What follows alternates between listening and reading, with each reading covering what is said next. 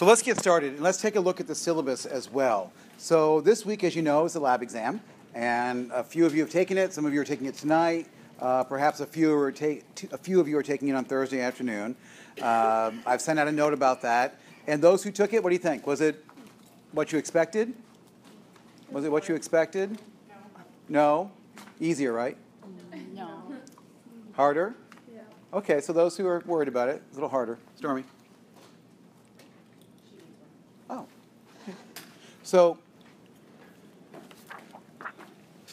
the lab exam, there's a couple extra points on there, and then I'll make some adjustments if I made it too hard. We'll see, okay? But that's what your big focus is this week. Once you get past the lab exam, your next focus is going to be on the lecture exam. The lecture exam will be next week. It's going to cover what chapters? 25, which was the water balance and where the electrolytes are found, extracellular, intracellular, and that conversation also talked about the four hormones, renin, ADH, aldosterone, and ANH. That was that conversation from chapter 25 for the most part. Then there was chapter 11, parts of the neuron, action potentials. That was a big chunk, and that kind of crossed over in lecture and lab. And then 13 was more about the brain and talked about some different areas of the brain, some sleep waves. What else was in there? And then along the way, we had things like summation, and there was one lecture that you had to listen to on your own, right? And I suspect there might be some questions about that. So I would be pleased to answer any questions related that you're concerned about, knowing you also have Thursday to ask any questions as we get ready for that exam. In addition to 25, 11, 13, there's also going to be chapter 15. And that chapter got left off of your course pack. I apologize, your supplement, and I've handed that out separately. It is also on Blackboard. And chapter 15 is also nervous system. And we're going to be looking at the special senses, a little bit of vision, a little bit of hearing, diving in a little bit deeper on the physiology of vision and of hearing. And all of that information will be on your test next week. Is that Tuesday or Thursday? Tuesday. And so what are you going to find on mastering in preparation for all this? There have been some quizzes. How many quizzes have you seen so far? 2? I don't think there's 2 more. I'm having a little bit of a momentary lapse here. Let me just look at my calendar. And let's find out how many quizzes there are in total before the exam. It's 2 or 3. Let's see. So on the mastering calendar, there's quiz 2, right, on chapter 11. And there's a quiz 3 over 13 and 15. It's not due until the day before the exam. Okay, so there's going to be a third quiz. And remember, there's going to be a total of somewhere between 12 and 14 of these lecture quizzes. And only the top 10 will count. So if you miss one or don't do well on one, that can always drop the fewest ones. Can we go back into the quizzes and read them? You can. You can go back and look at the answers and do for practice, yes. How do you look at the answers on mastering? I've never known how you If you go back into the assignment after the due date, It doesn't give the answer. It says answer with. doesn't give the answers. Oh, maybe I clicked that button. I'll go back and look. I may not have left it open for you to look at. If you get something wrong, you have to try to figure out. Even after the deadline? Yeah. Okay, let me go back and see what I can find for you, okay? So there'll be 3 lecture quizzes before you're done. There's also a homework assignment, right, for each of these. So definitely the order that you want to approach these is do the homework assignment and then tackle the quiz, right? And then those 3 quizzes in total will be preparing you for the lecture exam. That'll be next Tuesday. Question? Matt? No? Okay. Carrie? I'm sorry to ask this, if it's kind of stupid, but the PAL, The PAL? if we took the exam today, it was due before we took it. Correct. Okay. Correct. So there is a PAL assignment. And again, that was structures and histology and things that would hopefully rattle some ideas and get you ready for the exam. Yeah. So you've got a few more things to do. There's a PAL quiz before the lecture exam, before the lab exam. There's a homework on chapter 11. Now this is the adaptive follow-up, and then there's a new homework 3 on chapter 13 coming up. So you got a bit of work to do before the exam next week, and everything is available, and you can see it all and do it all. Question? the PAL thing, it's on there for Thursday, so what do you mean it's due before the lab quiz? Yeah, so it's on there for Thursday because my last lab group is on Thursday.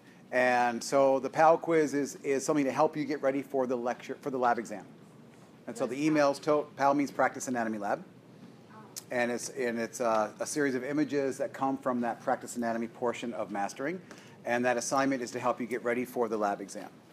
So the instructions told you to make sure you do that quiz before you took the lab exam. Sorry. So if we have a quiz or the lab tonight and we take it after, we'll still get credit for it or no? No. No. So it's meant to be preparation, right? Preparation. Was it an email or an announcement? They're the same. They both go out. Is that not something I said? No, Is everyone? The announcement you sent out, like what we Okay, good. didn't mention anything. Didn't mention the PAL quiz? That may be my bad. Yesterday. Okay, then I'll be more gracious on that then. Okay, I'll be more gracious on it.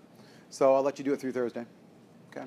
Those who are listening in from hybrid world, do it before the lab exam. It'll help you. Those who did not do it beforehand, I'll let you do it between now and Thursday. I thought I had, but that's one of those little dreams in my head, right, where I sent that part of the announcement.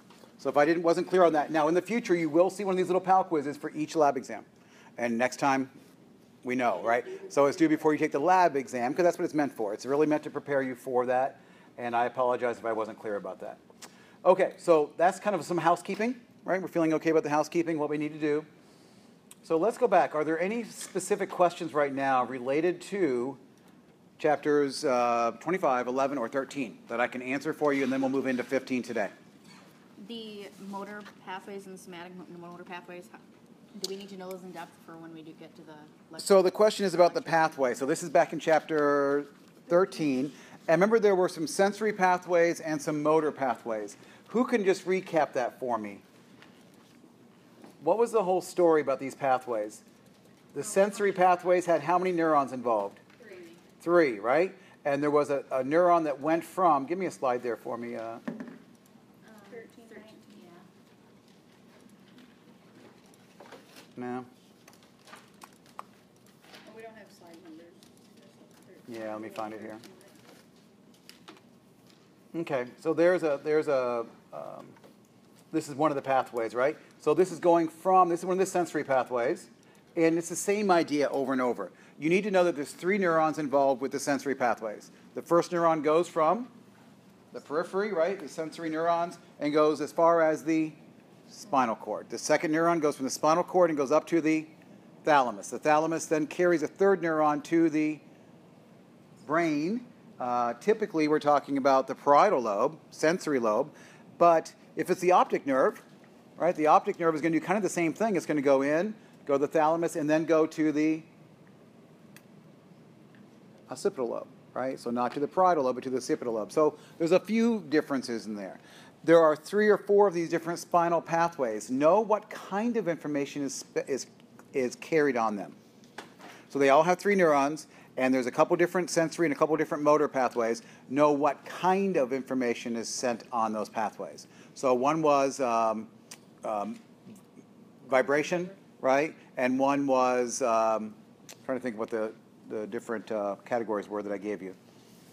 But we have the cortical bulbar, right? And that was the cortical bulbar was so that's a motor. Let me find these. Spinal cerebellar. This one is carrying proprioceptive information. Okay, so know that. So spinal cerebellar is carrying proprioceptive information. Know that the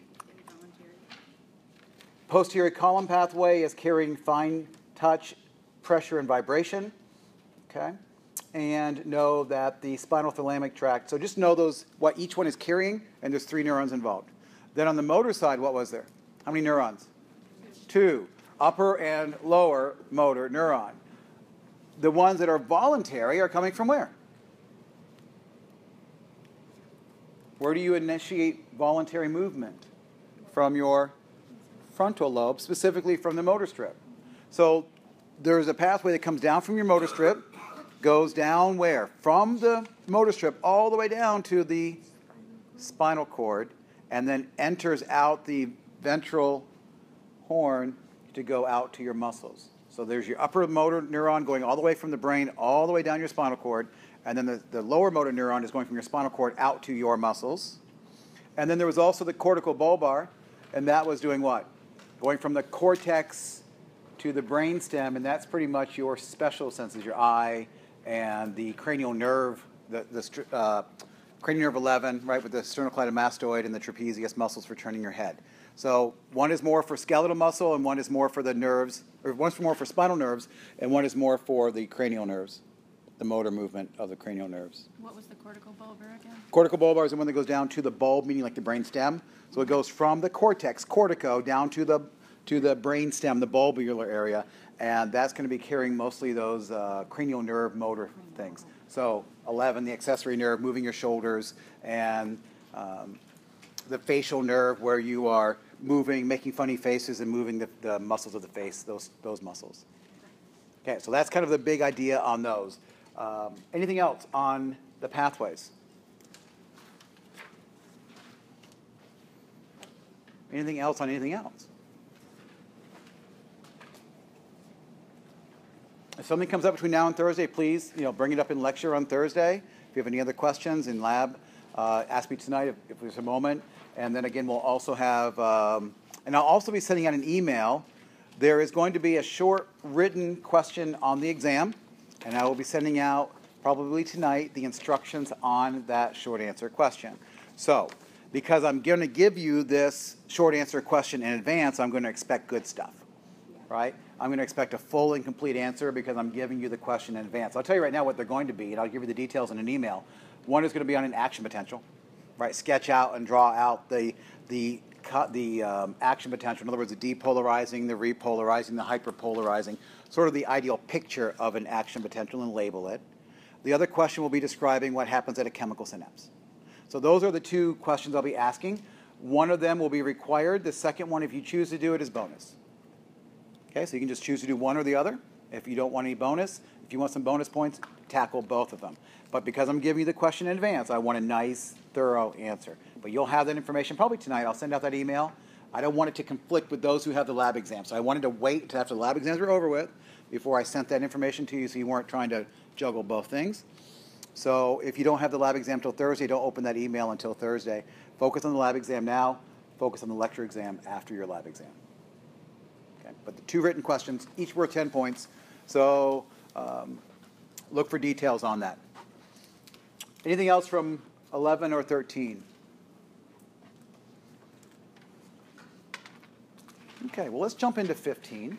Chapter 15, the special senses. And in the very beginning, like I have in most of these, I have a little note to myself and a note to you that in the special senses, I want you to go back and review modules 15.3. And the modules are those two-page spreads within your Martini textbook. And also go back and look at 15.5 through 9, 13 through 15. Those are the sections that you should already be familiar with and are pretty basic, more anatomy than anything else. Now, I may very well, and I think I did, include those slides in here. So I'm giving you like 15.1, right? I told you to review, I didn't tell you to review 15.1. I told you to review 15.3. So look, I gave you notes for 15.3 in here, right? And I'm going to kind of skip over them or fly through them very quickly, and you can review those. Those things are going to be largely review. Okay. So that's the madness to my slides, and you'll see that same thing happen over and over and over throughout the semester. So let's take a look. Chapter 15 is about special senses. We'll spend some time today. We'll spend some time Thursday on this. Some of this is going to speak to you from lab. Okay, and I'm hoping that some deeper connections are made as we go through thinking about touch and taste and smell and some of the different visual, some of the special senses. So we're going to be talking today about olfaction and gustation. We're going to be looking at the sensory organs of smell and talking about the olfactory pathway. Some of that you've seen. We're going to be looking at taste, okay, and talking about special senses overall. So some of this we know. So what are special senses? Tell me what your special senses are. Taste, smell, hearing, sight, balance. There are 5 special senses. We went over this in lab the first week, and there was that table, right, that we kind of filled in together quickly. And I said that there were these 5 special senses, and I mentioned the cranial nerve that was involved with each, and the modality of the receptor, chemoreceptors, photoreceptors, that kind of thing. Remember that little table we did in lab together? So if you have that in focus, that's going to help guide you through this. Now, obviously, each of those different senses that we just mentioned require receptors, right? There has to be a receptor that picks up that sensory information. So for the eye, it's visual. It's going to be a photoreceptor. For the taste and smell, it's going to be a chemoreceptor. And for balance and hearing, it's a mechanoreceptor, one that is bent by fluid in the cochlea or in the semicircular canals. So we have to think about those types of receptor cells. So I think this is largely review. Now the receptors, there's two different kinds of these receptor cells. Some are just dendrites, right? They're like the little dendritic endings of specialized neurons, and those little dendrites are receiving signals, right? So your olfactory receptors are picking up and making contact directly with dissolved chemicals, and those chemicals are going to set off a what? An action potential, right? So everything's about action potentials. So chemicals binding to these chemoreceptors are going to trigger certain action potentials, and that action potential is going to travel through cranial nerve number 1. Okay, so we're getting the idea here. Now, those who were in lab this afternoon, tell me what little openings are the olfactory dendrites passing through? They were called the olfactory foramina, and those who are in lab, you'll get this. And they're on either side of the crista galli and what's called the cribriform plate. And it's there that these little openings are in the skull bones where the little dendritic endings come down from the olfactory nerve. Now, those chemicals are going to interact with these receptors on the dendrites and generate an action potential. There are also other cells that are specialized cells within excitable membranes, and they are going to then form synapses with other sensory neurons. So basically, it's just another step involved. And then once that is depolarized, again, the first cell is actually going to have a localized, right? It's going to be a graded depolarization. And then, as we know, if that stimulus is great enough, then those local potentials collectively will then cause what? Perhaps a action potential. So same idea. We're going to have the triggering of chemical transmitters depolarizing the sensory neurons. If it's enough, it'll generate an action potential that will propagate down toward the central nervous system. Because there's an extra step here, there's a slight delay, right? Do you agree that when you smell something, it's a direct connection, right? The chemicals attaching and is depolarizing, and that action potential is going to go flying down into the brain. If it's a second cell involved, that means there's going to be another neurotransmitter involved. So there's going to be a little bit of a lag, not much. It's still, we're talking microseconds, but there would be a little bit of a synaptic delay. Now, what this does is these allow for modifications. So remember last time someone asked, Matt, you asked about regulatory neurons. And what I was trying to say is that some neurons can influence other neurons, and those neurons can be inhibitory or excitatory. And the more neurons that are involved in a pathway, at first you might say to yourself, self, why are there 3 neurons involved in receiving sensory information? Why do we need 3? Why isn't it just 1? Whoop, all the way up. Why do we have 2 neurons bringing motor information down from the brain, down to the spinal cord, and then out? It seems clunkier, right? It seems longer. There is definitely a delay. Although it's very short, there is a delay. But with more players, there's more what? With more neurons involved in these pathways, it creates a possibility for more regulation, more influencing. So there's 3 neurons. Each of those neurons could be influenced by other neurons, right? And so by having more neurons in these pathways, you actually create a greater modification. That's what this is saying right here. These extra cells allow for modification of the receptor cells by inhibition or facilitation. Inhibition, shutting it down. Facilitation, kind of upregulating it. Smell was what? Smell was direct. Boom. Right? Chemoreceptor, action potential generated right from the olfactory senses. The other senses, vision, taste, equilibrium, and hearing, are all a little bit secondary. There's a little bit of a delay. We've got the second type of situation going on. Question? What if they start playing telephone and messages start to get strewn? Messages start getting Messed up. well. That can, you know, some people, that could even be an issue for someone with autism.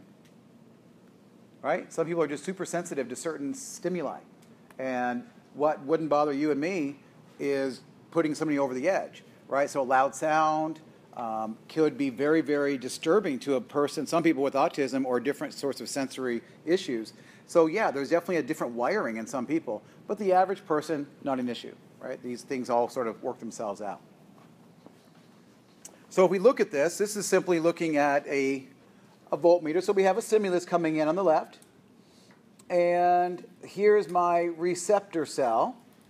So notice that this receptor cell is receiving, okay, and this receptor cell itself is not excitable, but it's going to receive this signal, and as a result, it's going to release chemicals, which are then picked up by the axon, and then here, whoop, down it goes. We can throw the action potential down the nerve, okay, or down the neuron. So we look up here, the receptor cell, look what it does. There's a little bit of a depolarization. Do you see what's going on here? Here's the stimulus. It has a resting membrane potential of negative 70. It does get slightly excited, so there's a slight depolarization. But notice we don't see a what? We don't see an action potential, do you? So that's the first cell, this receptor cell. It does not fire action potentials. It does get excited, it does get stimulated, and when the stimulus goes away, it goes back down. But then the second cell, look what it's doing. The second cell, if it becomes sufficiently excited, what will it do? Cause an action potential, right? And that action potential is then going to go down the axon. So imagine there's just a little bit of a delay here, and you see those two green bars. This is the delay, right? A little bit of time delay as that first cell must get activated and then send the signal to the neuron to become, to reach threshold.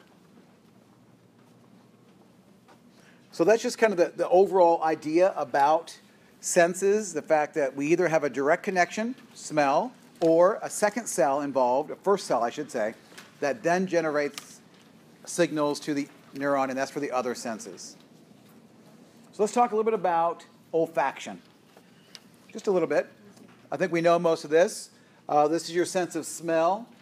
It is involving your nasal passages.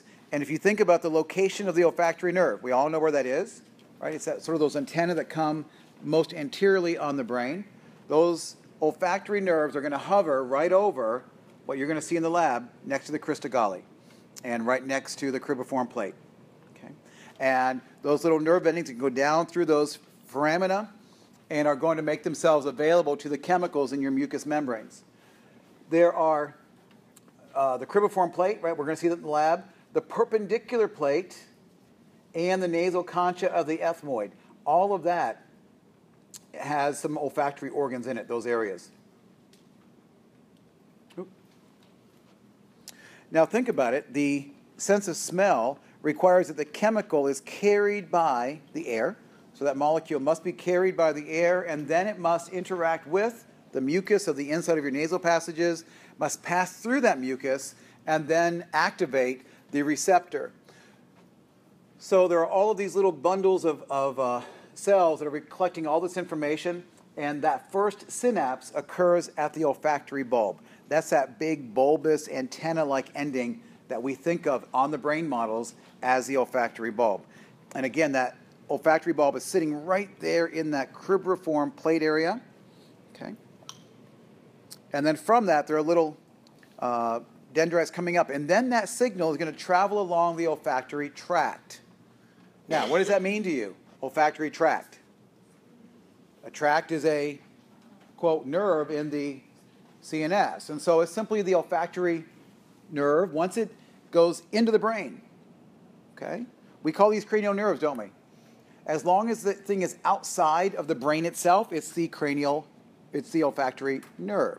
Once that same structure penetrates into the deep matters of the brain, that same thing is called the olfactory tract. And that nerve or that tract is going to head where? It's going to go to the parts of the brain where it talks about, or where we're informed of smell. So there's an olfactory cortex. It's going to go to the hypothalamus and part of the limbic system. We've described this before, right? We know that smell can have profound effects on your emotions, and that smell actually elicits greater memories than any other sense. We might think that looking through a photo album and seeing old pictures may generate the most memory of past events, but in fact, smell has a greater emotional connection. People, after someone dies, right, will keep something, a keepsake of a person, a pillowcase, something, and they'll smell that, and it will bring back memories. There's something about smell that actually brings more memories to your forefront than any other sense. And that smell, right, is going to go to part of your limbic system. We know the limbic system includes what? Things like the amygdala and the hippocampus, right? Areas that are involved with memory and emotions, that limbic area. So that explains why, right, we have strong emotional and behavioral responses to odor. So taking a look at the anatomy of this, again, here's a beautiful rose. The smell comes in. Those molecules, those odor molecules, are going to mix in with the mucous membranes. That's shown kind of in purple here. And there are olfactory cells coming down. And then those dendritic endings are going to go up. And here's that that olfactory bulb. And the olfactory tract, as it travels back into the brain structures, again, it's going to go to the hypothalamus, the olfactory cortex, and to the limbic system. What are the organs here? We've got olfactory epithelium. That's going to include the receptor cells. These are sitting there. They're sort of modified neurons, and they're forming part of that little knob on the olfactory nerve. And there's lots and lots of receptors here, right? 10 to 20 million receptors in a little tiny area in your nasal passages. Over time, we lose these cells, right? Our sense of smell does decline with age. There are also supporting cells in here, and there are some basal cells.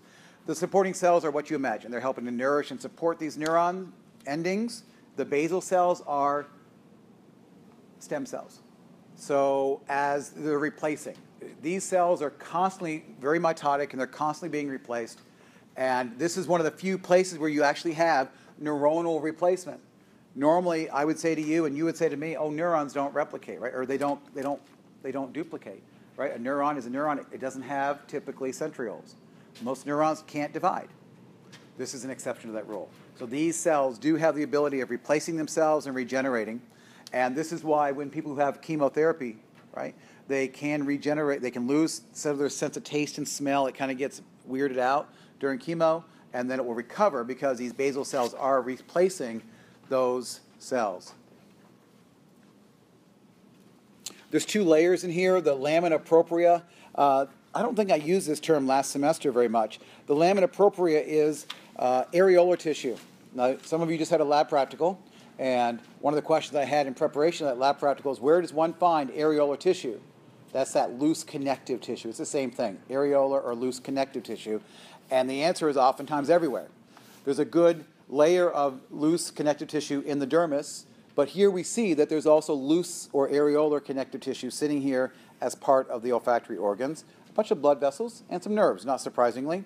And in here there are also some glands, and these glands are providing they're absorbing water, and they're also forming some mucus. And so that's the constant drainage that you're having as part of your nasal passages. So just taking a look at the cells here. Again, we're looking up here at the upper right, that little box, and now that box has been expanded. So these are the cells, little olfactory dendrites. They're actually the only central nervous system dendrites that are exposed to the outside world, which is another reason why they're replaced, right? Everything else, you think about it, all of your other nerve endings for hearing, balance, sight are well protected. These are available to the outside world. They're sitting there in your nasal passages. And so they're more prone to damage, and therefore they are replaced.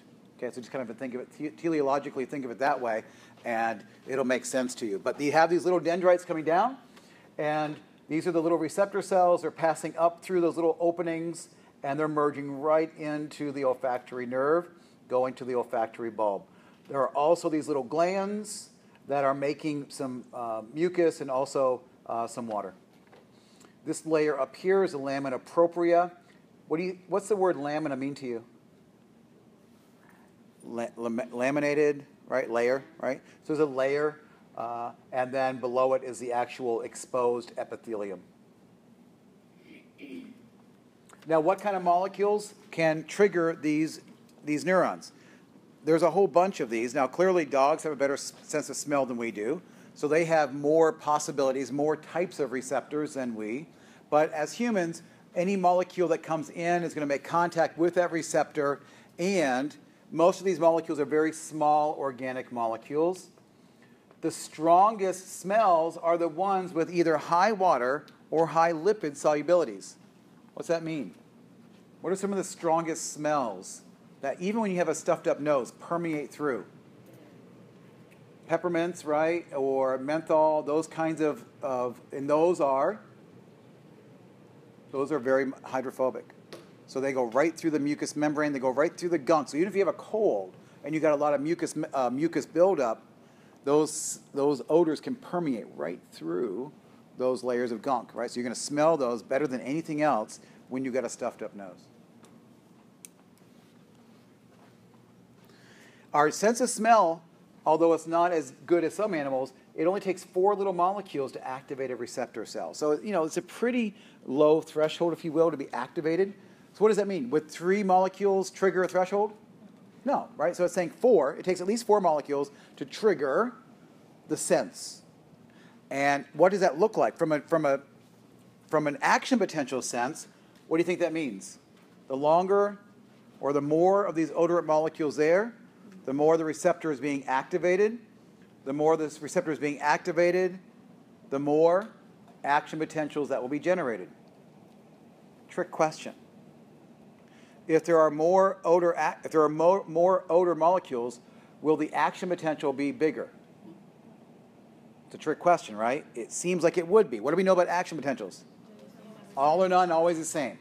So you're not going to change the shape and the amplitude of an action potential by having more odor molecules. You will instead change the frequency, how often those signals will be sent. Okay? So how often that signal sent is picked up by your brain and says, oh, the odor is stronger. Right? So it's not that the action potential gets bigger, it's that the action potential would be sent more frequently. So the more molecules that are there, the more frequently that action potential would be sent. So what happens is that molecule, those odorant molecules, will bind to the receptor, and they will activate adenylate cyclase. Okay, now I've not talked about adenylate cyclase, but this is a molecule that converts ATP to cyclic AMP. Okay, what does that tell us? Smell takes energy, right? There's ATP involved. And this cyclic AMP molecule will then open a sodium channel. Okay, there it is. There's our connection. We understand that, don't we?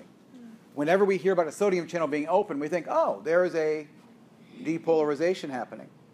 So what we see is that the odor molecule binds, I'll show you a picture in a moment, and then creates this cyclic AMP, and then the cyclic AMP is what kicks open a sodium channel, and that begins the depolarization. And we know now that that's just an action potential traveling down to the central nervous system. So here's a cartoon of this. Here is the molecule, this little hexagon down here in orange. That's our odorant molecule, whatever it is, a beautiful rose or stinky fart, whatever it is, right? Smell. It's going to bind to different receptors found in the olfactory receptors. That is going to activate this thing called adenylate cyclase. So what you see is this little ATP, yellow, is being converted to cyclic AMP. That's just an extra step. Okay? That cyclic AMP, as you see here in the second panel, then causes the sodium channel to open. So when it wasn't there, the sodium gate was closed. When the cyclic AMP comes down and binds, it causes the sodium channel to open. Now, what's going to happen? It's going to open up. Sodium's going to do what? Rush in. It's the same old story, and it's going to cause the depolarization and the action potential. As long as what? As long as there's enough, right? Again, stimulation. So there has to be enough stimulation, enough to reach the threshold. So that's the basic story on smell. And it's very similar with taste. Question? What causes sensory adaptation? Sensory adaptation, those receptors stop opening. Okay, you stop activating the cyclic AMP, and so you actually stop the depolarization. And or sometimes the brain sort of just gets you used to it, if you will. There's an adaptation. It's a good question. And the brain sort of gets accustomed to that odor, and the brain says to itself, that's not fearful. It's nothing I need to be worried about. And so your brain kind of shuts down, and you forget about that person wearing cologne next to you, right? As long as it's not fearful and horrible. Now, if the person next to you has BO, likely your brain's not going to let go of that. But if your person has just a normal odor that doesn't seem alarming to you or defensive to you, then your body will go into adaptation and not really be smelling it as much until you think about it again. So then it could be said your sense of smell is a defense mechanism? Oh, sure. Have you ever thought of that? The toast is burning and the house is on fire. Okay? So the sense of, smoke can certainly be an alarming feature, can't it? It can certainly cause all sorts of reactions. So yeah, 2 questions here in the front. So, like you said, if it's not offensive, so what about like people that live in Coopersville or farmers that don't smell the crap anymore? After a while, you don't smell it, right? Even though it's... To other people, it may be offensive, but to you, you become accustomed to it, so you don't even notice it anymore. People who walk in and they got 10 cats, Yeah. and 9 of them are trying to show territory, and the folks who live there are completely oblivious that their house smells like a litter box, right? A bad litter box.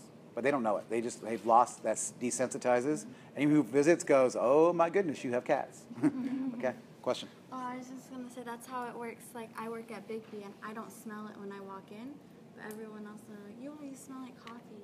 And Right, exactly. And my daughter's an equestrian and she always smells like horses, but she doesn't smell it. Yeah. I do. She always I smells probably it. smell it. Yep. So definitely. So what do we call that? When the body no longer is sensing that? Tonic or tonic or phasic? Thank you. Phasic, it phases out, right? So it's phasic. Though no longer is the stimulus causing action potentials to fire. If it's a really bad smell or something that you can't let go of, then that is doing what? Tonic, when it just won't stop sending those signals. So phasic, it phases out. Question, Karen? Does smoking do a similar thing as chemo does? Yeah, it wipes out those cells. Absolutely. Absolutely.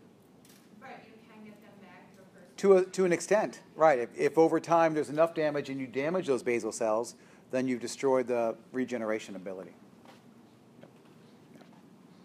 Okay, so that's smell. Here's taste. It's a lot of similarity. We know this story, I think, pretty well. So the sense of taste, this is going to be picked up by your gustatory receptors or your taste receptors. Now, we've seen them under the microscope, right? We know that they're on the tongue, primarily. And we know that over time, we definitely lose our sense of taste as well. So with age, we lose some of these receptors and these taste buds. There's also some of these taste buds down along the larynx and the epiglottis and the pharynx. Now, talk to me. What cranial nerves are involved with taste? Glossofacial 7, glossopharyngeal 9, and a little bit of vagus 10. Where are the vagus? What's that? Down in the, so down when I'm talking about the larynx, because when you think about the vagus nerve, you think about it wandering down to your gut organs and reporting, but you also think about voice, right? It's the vagus nerve that is in charge of your larynx. So any taste buds that are down in the larynx, deep pharynx area, are going to be sending that signal to the vagus. Now, normally we say 7 to 9, and that's the tongue part. But if you include the taste buds that are deeper in the throat, that's where the vagus gets involved with taste. So 7, 9, and 10. 7 and 9 being the big ones, 10 also being a taster. Now, there's different sensitivities and different arrangements of these taste buds, but there's really no difference, and I'm not going to ask you to know the differences in the taste bud structures. Now, what are your taste sensations? What have we been learning since kindergarten? What are the taste sensations? Sweet, salty, sour, and bitter, right? Those are the 4. The Japanese group, 10, 15 years ago, described another one, umami, right? And that is a savory sensation. It's meaty. It translates to meaty or savory from the Japanese. and that's what MSG triggers. So when you add MSG or soy sauce to your food and it gives it a different sensation, there's some sodium in there, but there's also this MSG, the sodium glutamate, that also triggers this umami. So there's some, in beef broth and Parmesan cheese, there's some of this umami receptors going on. There's also water receptors. So that's one we don't think about. But there's actually now, that's the sixth, isn't it? So we have the four that we know from kindergarten, umami on meat and savory, and they're actually water receptors. They're down in the pharynx, and those guys are talking to your hypothalamus. And that brings us back to chapter 25. So remember, the hypothalamus is releasing what hormone? ADH, right? Remember the ADH? So that's being released by the hypothalamus and stored, and actually made by the hypothalamus, stored and released from the posterior pituitary.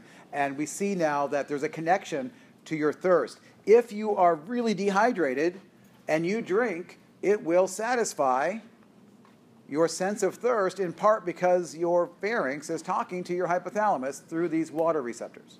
Has a kind of direct connection there. Taste is more sensitive to unpleasant stimuli, right? So we are much more sensitive to bitter than we are to sweet or salty. Now, evolutionarily, what they say is that many toxins are bitter. Things that will harm us are bitter, and so the body has become more sensitive to those bitter molecules. People usually don't choose to eat bitter things, right? At the Seder, there's bitter herbs and different, some things are bitter, but it's not something we usually choose to go around and consume because we are so sensitive to it, and our body is sort of tuned away from really bitter things. Sweet and sour and acidic things are much more pleasant to us. So why do we worry about bitter? Because it's toxic. The sour acids, right? You don't want to take in something, too, that's very, very acidic. So we also have a super sensitivity, not as much, but we have a greater sensitivity to sour things than we do to sweet or salty. So lemon juice, right? Very sour. So we have a super sensitivity to that more so than something sweet or salty. Again, our ability to sense the taste does go down in time. Again, the molecules that trigger our sense of taste are having to dissolve. These are chemicals, these are chemoreceptors, and those chemicals must dissolve in the watery environment of our oral cavity. Those molecules are going to diffuse, right? They're going to get through the watery mucus of our saliva and bind to receptors. And most of those receptors respond to two or more different taste stimuli. So you put something like ketchup in your mouth, and ketchup kind of triggers everything. It's got a little salty, a little sweet, a little bitter, a little umami. It has kind of everything.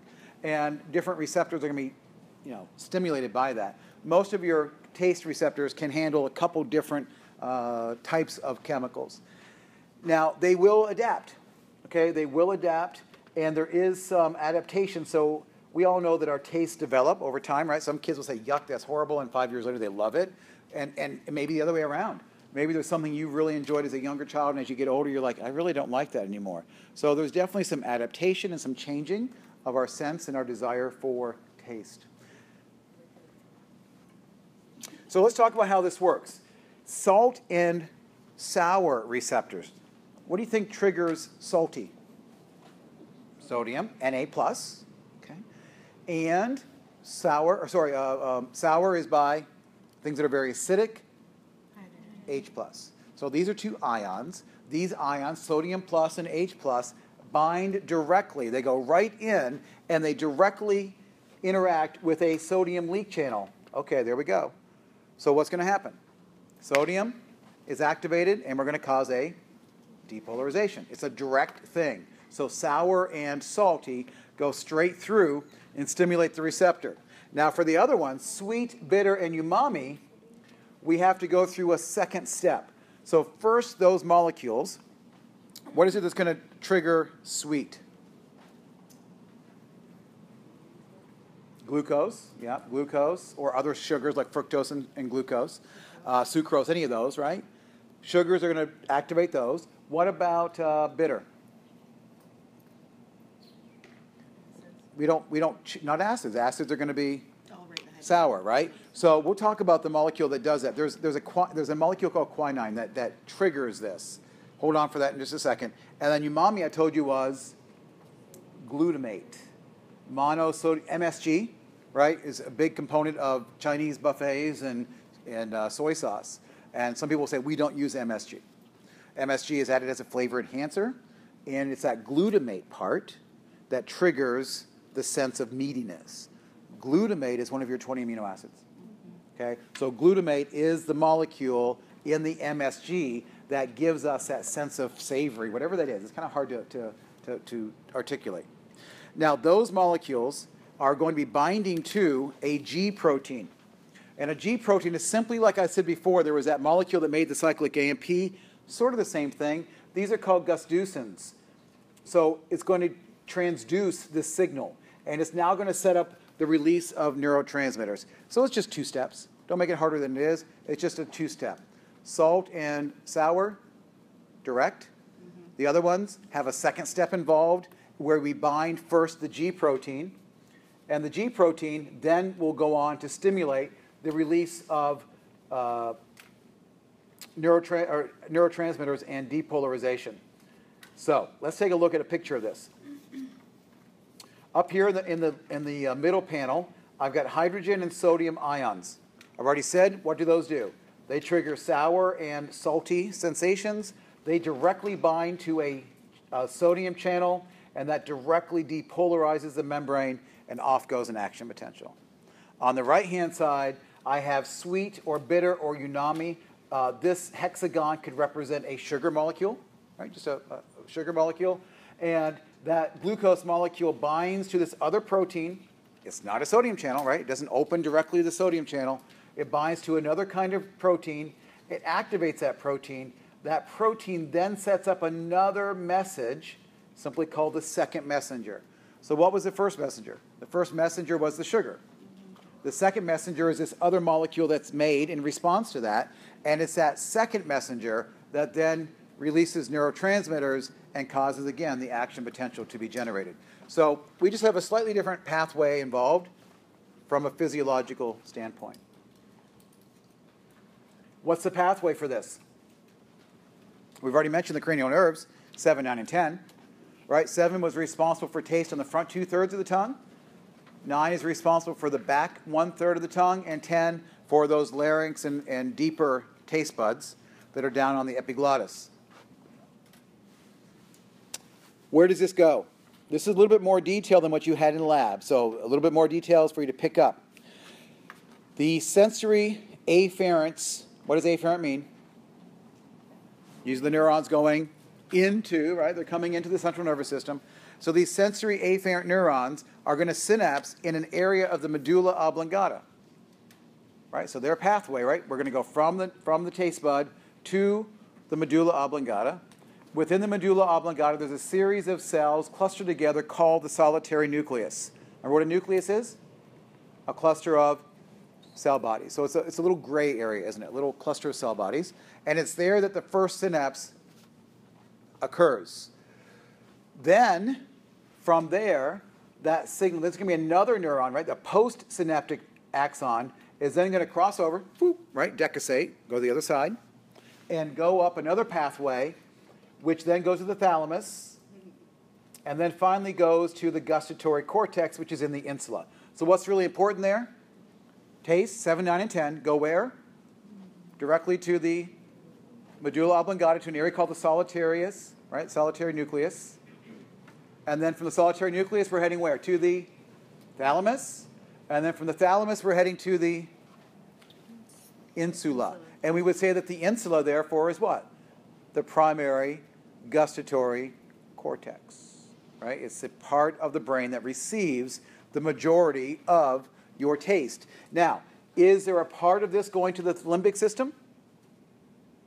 You better believe, right? There's some signals from your taste going to your emotion centers. Chocolate makes you feel good. Burnt toast doesn't.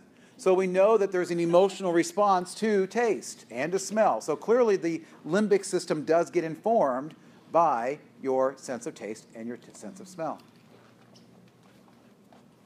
Here's that pathway in pictures, and I like pictures. So we've got our 3 parts of our tongue, or two parts of our tongue, right? Anterior, posterior with 9, and a little bit back in the epiglottis 10. Those nerves are all heading to the medulla oblongata, to an area called the solitary nucleus, and then that is going over, notice it's crossing over to the other side, decussates, and goes up to the thalamus. And then from the thalamus, now it goes over to the insula. That's the primary way. Okay?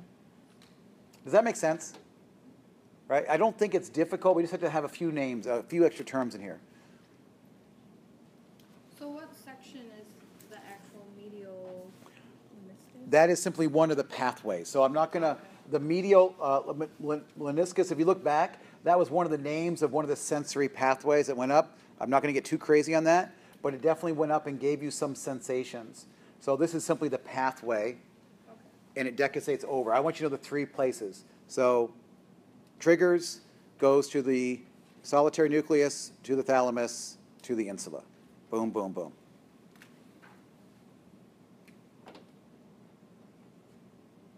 So remember that if you're going to become aware, if you're going to become conscious of taste, it must go where? It must get past your thalamus, right? It must go up into your cerebrum, and your insula is part of your cerebrum.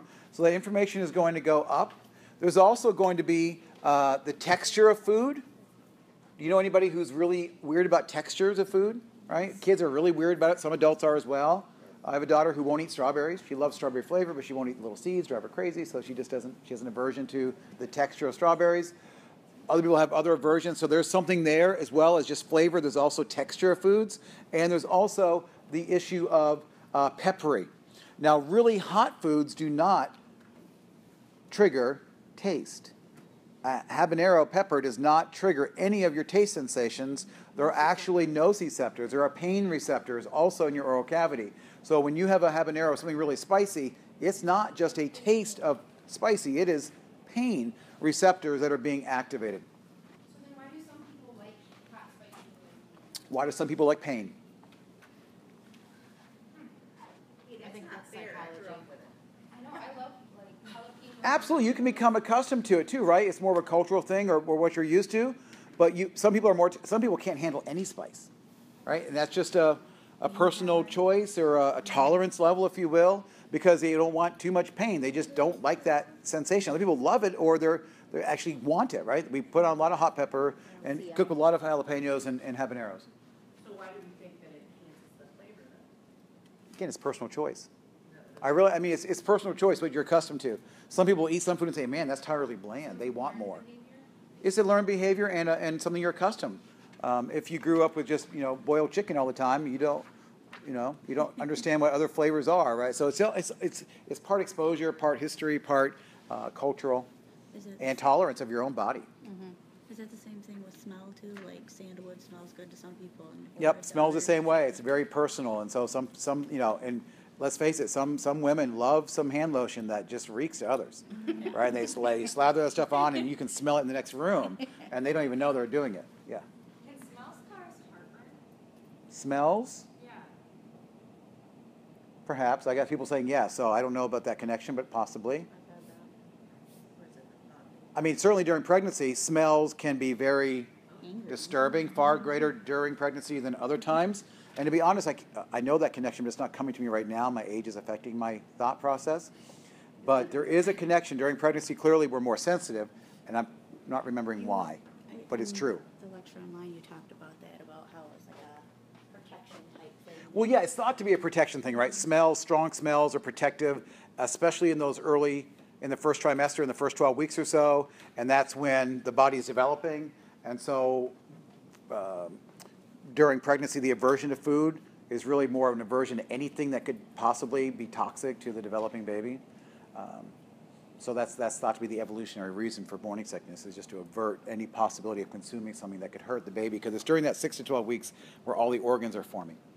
And that's that critical development time. After that, they're pretty much formed, and they're just getting bigger. But the actual formation is happening those first 12 weeks. Okay, so we've got a little bit of taste. Now, let's move into my favorite subject. So that's taste and smell.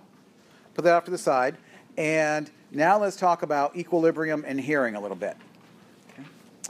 Now, I need to go back. I think I told you to review 15.5 to 15.9 on your own. I'm just going to fly through this. It's mostly ear anatomy. Very, really quick. So let me just show you a couple things as I go through this, and then we'll jump into the physiology of this. Here we're talking about mechanoreceptors. Right? We were talking about chemoreceptors earlier with taste and smell, and now we're moving over to mechanoreceptors. Something is physically going to bend the nerve endings or the hair cells to cause a depolarization. Now, what do we find? Oh, I skipped right over it, didn't I? So review those, some of those sections. It's just the basic anatomy of the ear. Within the cochlea, and within the semicircular canals, we know that there's what's called the bony labyrinth. What's a labyrinth? A maze, right? So a maze. And so you got this little bony maze, if you will, and embedded in that bony maze are those strange things called the cochlea and the semicircular canals, right? They're kind of going in different directions, and that's embedded into this little mazy part of what bone? The bony labyrinth would be part of what bone? Temporal, right? So the bony labyrinth's in the temporal bone. And there is there's some fluid in here called perilymph. Peri, around. Lymph, fluid for like the extracellular fluid, the interstitial fluid. And we're going to see that perilymph looks a lot like your CSF, which is another extracellular fluid, isn't it? When you look in the bony labyrinth, what you're going to see is that there's three main parts. There's the semicircular canals, there's the vestibule, and there's the cochlea. Vestibule is a generic word meaning entryway into. So as you imagine the ear, think back to your anatomy, if you were a sound wave and you were coming into the external auditory meatus and vibrating on the tympanic membrane, coming in and causing movement of the malleus, the incus, and the stapes. At the bottom of the stapes, the base of the stapes is kind of oval in shape, and the base of the stapes sits over an opening called the oval window. Remember, it's an oval-shaped base to the stapes, and underneath it is a hole, an opening. Once you go through that opening, now you've gone from the middle ear into the inner ear. As you go into the inner ear, imagine your little sound wave, if you can imagine that, you just walked into this big opening, the vestibule. Off to one side, you've got the cochlea. Off to the other side, you have the vestibular organs and the semicircular canals. Okay, so you're kind of imagining this big opening cavernous space called the vestibule. So if we take a look here, here are the semicircular canals. There's one in the X orientation, one in the Y, and one in the Z. So if I put my fingers like this, right, it kind of represents the X, Y, and the Z axis. And you've got one of these semicircular canals in each of those planes, in and out, side to side, and top and bottom. This middle area is the vestibule. So this big vestibule area is simply this collective area, kind of a lot of blue area in here, and then the cochlea off to the side. There is fluid on the inside. It's shown here in blue. That is the endolymph. These names make sense, folks. Endo, within. So the lymph within is the endolymph. And then there's the perilymph, and the perilymph is around the outside, around the perimeter. And that's shown in this more tan color. So the blue is the endolymph, the perilymph is more the tan. And we're going to see these fluid compartments are in both the cochlea and in the semicircular canals. They're doing different things, and the nerve endings trigger different things, but they're all mechanoreceptors. What it separates the... Hold on. There's a membrane in between. Okay? There's a membrane in between. And I should also say, while I'm here, this is kind of new vocabulary. In the vestibule, there are two little sections called the utricle and the saccule. I don't think we've ever seen those terms or talked about them. They've been on your ear images since day one, but you've never looked at them because they weren't on our list. So you have the utricle and the saccule, and I'll come back to what they're doing. They are these two kind of bulbous areas within the vestibular entrance into the vestibule. Okay, so what happens here? In your inner ear, in those semicircular canals, there's fluid. And that fluid is going to be moving. Every time you move your head, that semicircular fluid, that endolymph is moving. And whenever you move your head, fluid is moving across one or more of those semicircular canals. So here, the gravity is just kind of showing as a flat thing here, but these little hair cells that you see standing up are directly connected down to the nerve, the neuron. And when the fluid is still, right, there's no movement, when the fluid is still, the hair cells are upright. They're not being bent.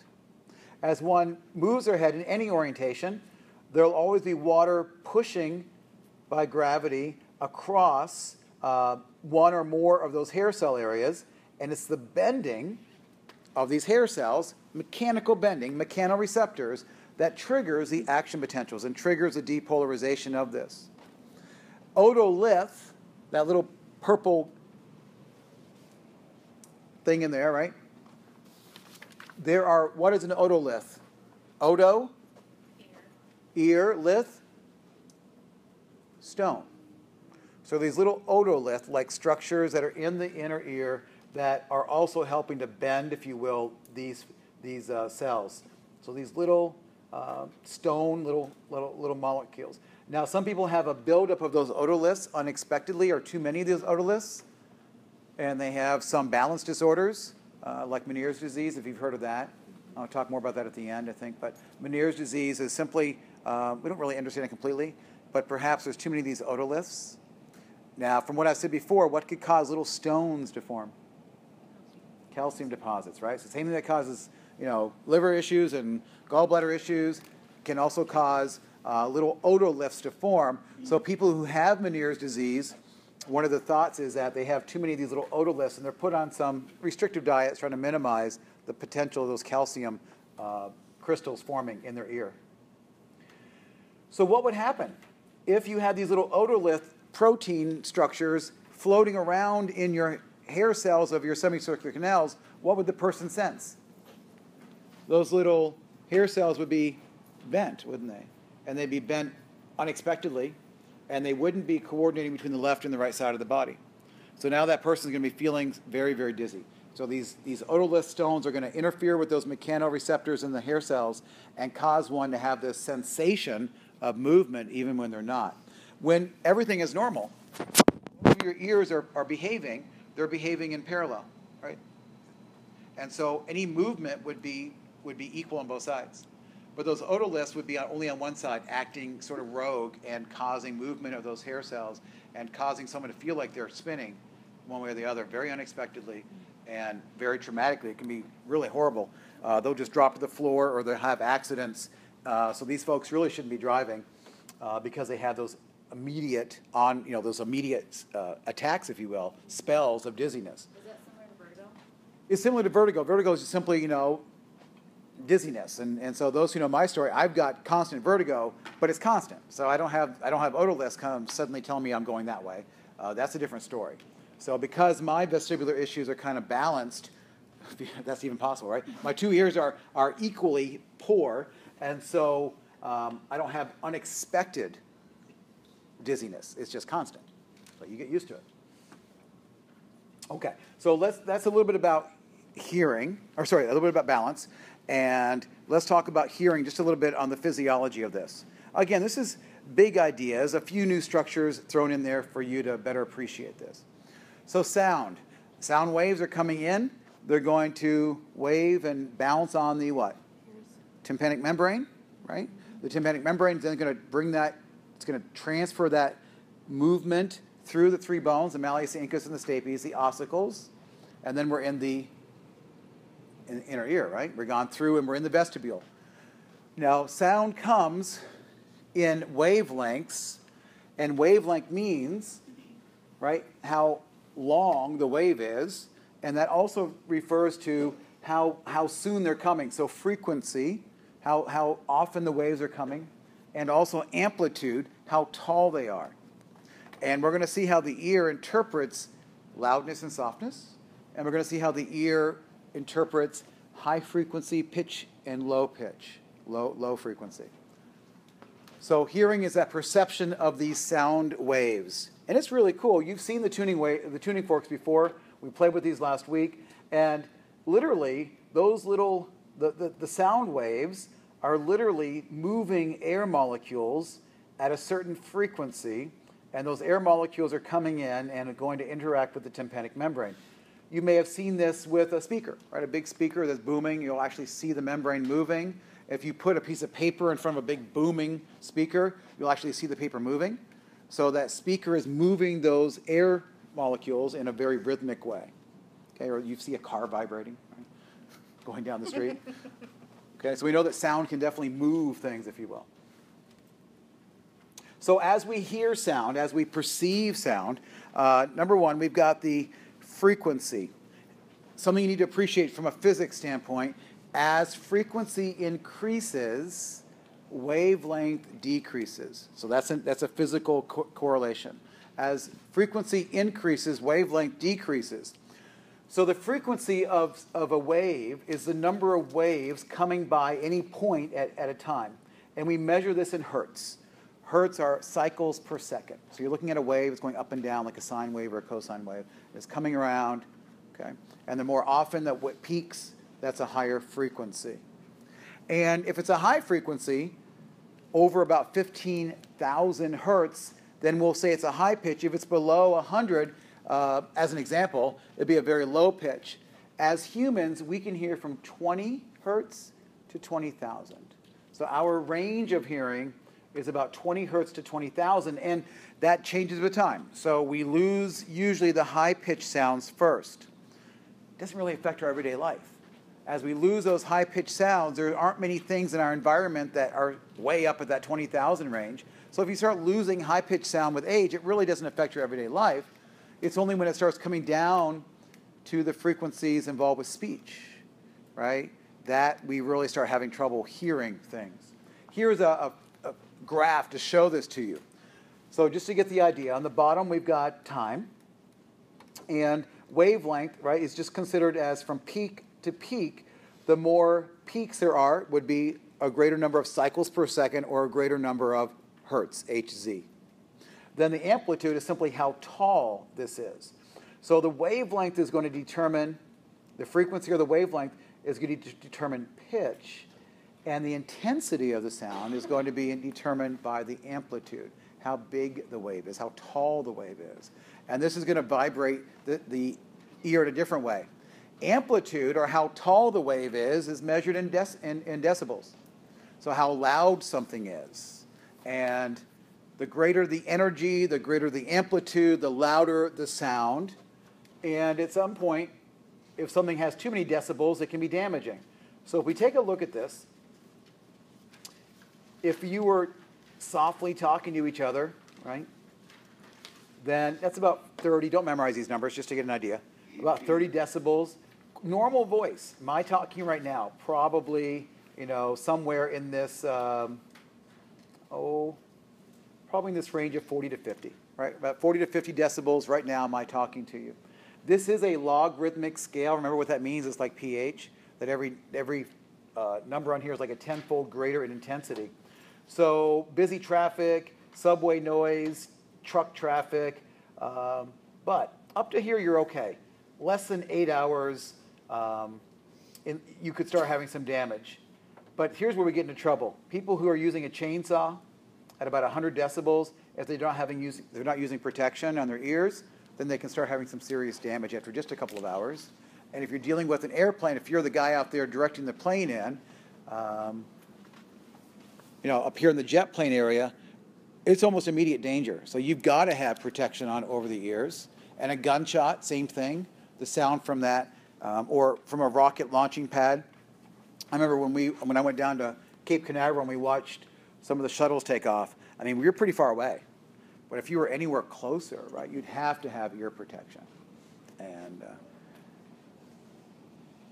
every middle school band teacher, right, probably going to go deaf early in life because they've been listening to those trombones all out of tune for too many years. Okay, so you get the idea. Now, you just want to protect yourself from loud sound. So that's decibels, that's amplitude, that's loudness, versus hertz, which is frequency. So these energy waves, they come in, they're going to strike against this tympanic membrane, as you know, and they're also going to cause what's called resonance. So these sounds are going to come in, the tympanic membrane is going to resonate, it's going to wave or move with that sound wave, and that's going to cause that stapes, right, to also vibrate a little bit down at the oval window. what's going to happen down there is that now there's a membrane attached called the basilar membrane. And that's going to resonate also. And as a result, every time your tympanic membrane vibrates, the stapes pulls back a little bit. That's going to start moving that fluid that's inside your cochlea. That membrane is going to start moving. Now what happens is that that membrane has variable flexibility. If you could take the cochlea and unwind it, make it a long straight, so unwind the snail, right? And what you would see is that at one end, the membrane is more flexible, and the other end it is less flexible. And this is how the ear is going to perceive pitch, okay? The number of stimulated hair cells is volume. So the greater the amplitude, the more hair cells that will be triggered, and that's going to give you a sense of loudness. And the pitch is going to be based upon the location, where along this stretched out membrane that the hair cells are affected. So here we go, kind of get an idea of this. This is the cochlea. It has been unwound, right? It's linear. It's been unwound. Here is the stapes. Okay, remember the stapes is what's sitting right on top of this? I mean, there's the oval window. Stapes is sitting on the oval window. Sound comes in and vibrates the tympanic membrane, vibrates the ossicles, and vibrates the stapes on the oval window. In here is a basilar membrane. That movement of the stapes is going to cause the membrane to move. Up here, toward the top, it's more receptive to things around 16,000 hertz. Those are high-frequency sounds. At the far end, 6,000. At the very end, 1,000. So we're going, as you go further into the cochlea, you're getting to lower pitch sounds. Wherever the distortion is, so as this basilar membrane comes in, that sound wave is going to cause certain parts of the membrane to be more affected. Again, that has to do with frequency. So this particular sound has about 6,000 hertz. It's going to influence, or it's going to bend this area that's more sensitive to the 6,000 hertz area. And as a result, it's going to depolarize or bend the cells in this area. Now that energy is also going to be, as the stapes is pulled out, the round window is pulled in. So the round window, can you picture it? There's an oval window and a round window. The stapes was sitting on top of the oval. The round window just kind of sitting there. And then the round window, that energy comes out and actually gets dissipated in part down your eustachian tube. Remember, the eustachian tube connects from the middle ear down to the throat. So you're basically swallowing the extra energy down that eustachian tube. So let's just take a look at this picture. So we've got the sound waves coming in. It's going to vibrate the air. It's going to shake on the tympanic membrane, transduce through the ossicles, and shake on the stapes at the oval window. That energy is going to come in. Now, if it's taller in amplitude, what's the ear going to sense? Loudness, right? So higher amplitude, louder. Lower amplitude, softer. That's going to be the number of, and that's going to be about the number of action potentials. And then the area of the membrane that gets maximally affected, again, remember we went from high frequency up here, high frequency going back to low frequency. And so the higher frequency sounds are going to shake the membrane up here. The low frequency sounds are not going to shake the membrane until they get way down here. We shake the membrane. That's going to cause the hair cells to bend and an action potential to be sent. And then that extra energy, literally, like it shows here, is going to travel out the round window into your middle ear and go down the eustachian tube. But what can happen if you go to a really loud concert, this sound coming in will continue to reverberate, won't it? It'll kind of go around and around and around. So you go to a loud concert, and an hour or two later, you're still hearing that humming sound in your head. What's going on is that energy leaving out here is shaking your tympanic membrane from the backside. So you still have that kind of sound, that resonating sound going on a few hours after a loud concert. So that's the level. That's the level of understanding I want you to have for hearing. We could spend an entire semester, right, talking about the physiology and the mechanics and the physics of hearing. This is not that class. If you want that class, my wife teaches it at Grand Valley, the speech and hearing program. Okay, so if that's a love of yours, hearing or speech, there's a place for you. You can spend whole semesters talking about that one or two ideas. Okay, so let's go back to balance for a moment. Any questions, though, on hearing or anything I've said so far? Okay. So, again, we've got hair cells in the vestibule and hair cells in the semicircular canal, and we know that balance and hearing are both, that information is carried by the eighth nerve. There's a vestibular branch and there's a cochlear branch, two parts of the eighth nerve, but those two parts combine to make what we call the cranial nerve number 8, right? The vestibular cochlear nerve. And where does this information go? This information is going to go to the vestibular nuclei, and that's going to integrate the information and send it, and we've mentioned this last time, information about your balance is definitely going to go to your cerebral cortex, but it's also going to head off to your cerebellum to help with your balance and coordination. It's also going to go to your motor nuclei of your brainstem, because if you're starting to go off balance, your body's going to anticipate that, isn't it? And so it's going to go down to your spinal cord and help with anticipation of movement of your body. It's also going to talk to your eyes, right? So your vestibular system is talking to cranial nerves 3, 4, and 6. What do 3, 4, and 6 do? Move your eye in different ways, right? So 3, 4, and 6 are the motor nerves of your eye. And what about 3? What does 3 do? 3, 4, 6. Oh, I'm sorry. And I'm sorry. 3, 4, and 6 for the eye. What is 11 doing? Yeah, turn your head. Right? That, again, that's anticipation of movement. If you're talking and moving your head, it's not only moving your eyes, but also moving your head. So turning your head, shaking, shrugging your shoulders, that's all part of the accessory, number 11. So we're seeing 3, 4, 6, and 11, right? 3, 4, 6, and 11 are the motor cranial nerves that you know. Is that why, like, a newborn will turn their head towards a familiar voice?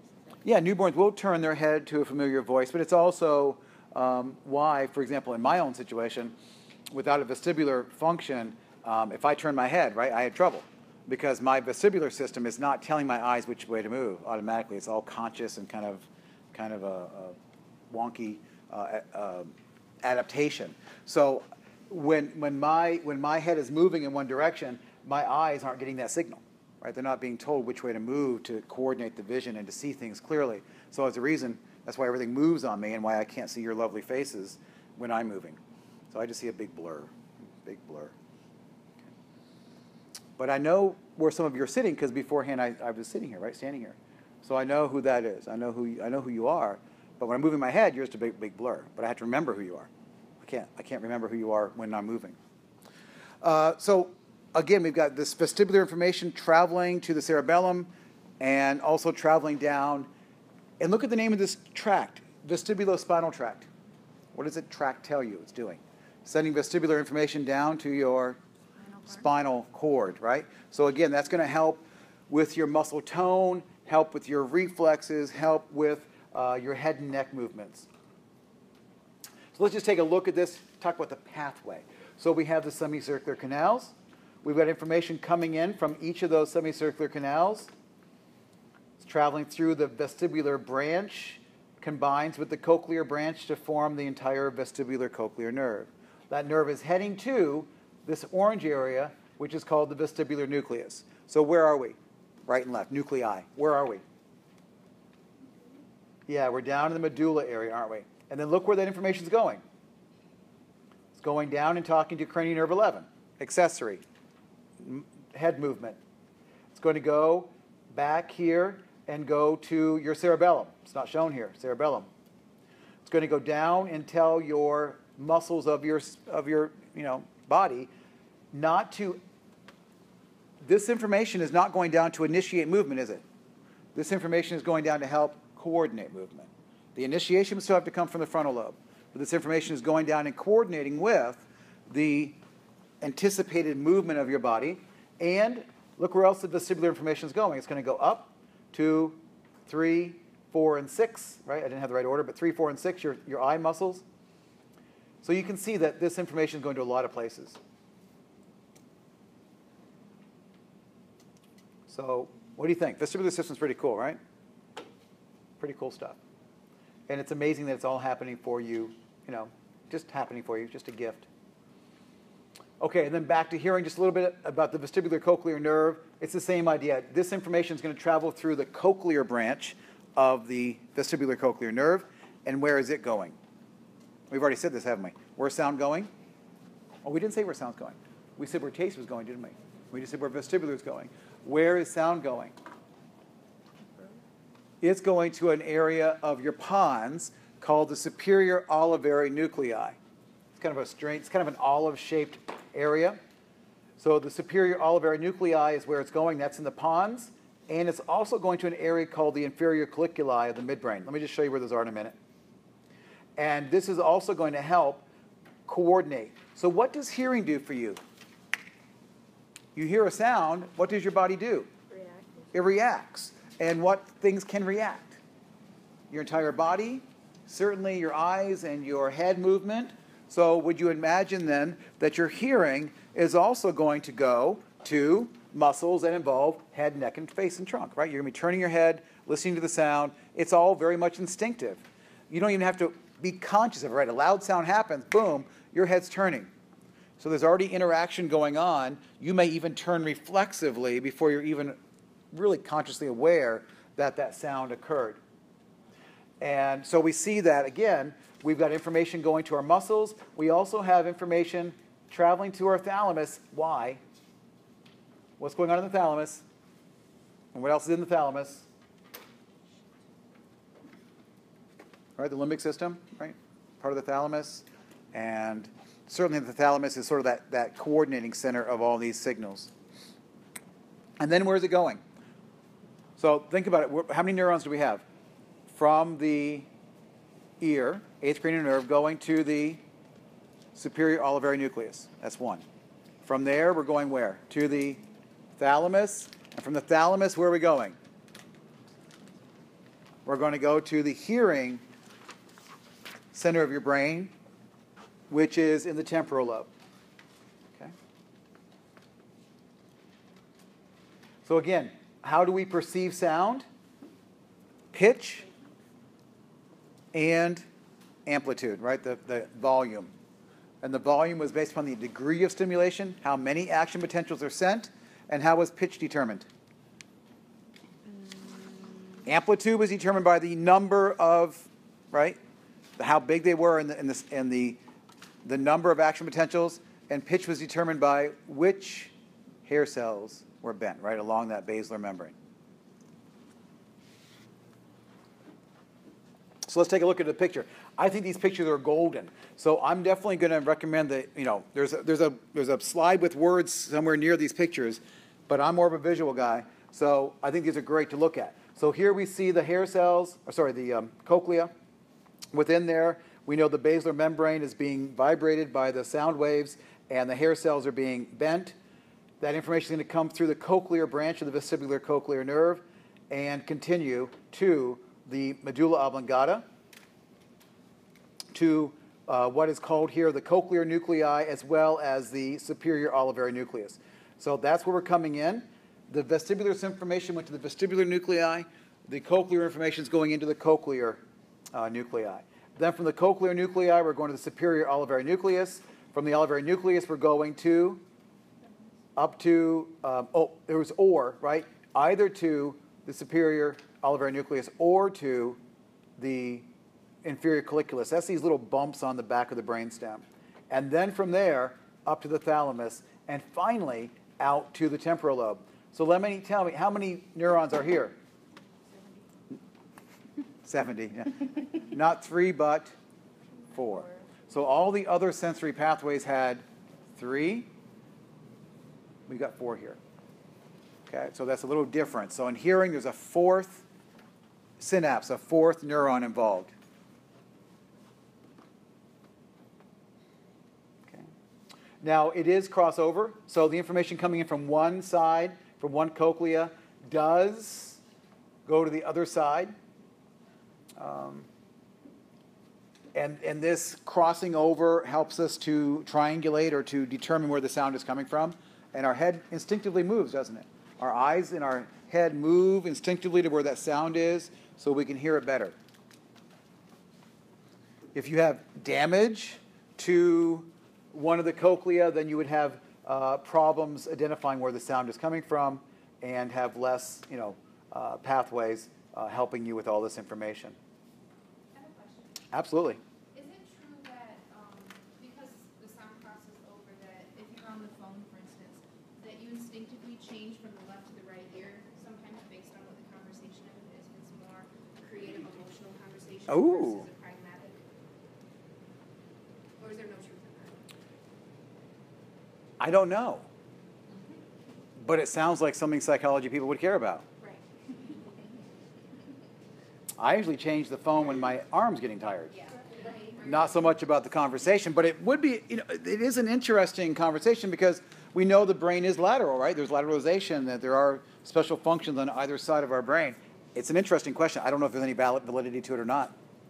Good stuff, though. I'm going to go find a paper on that. Let me know. Yeah. Is there hormone release with hearing? Because like you hear a lot of women start to lactate when they hear a baby cry.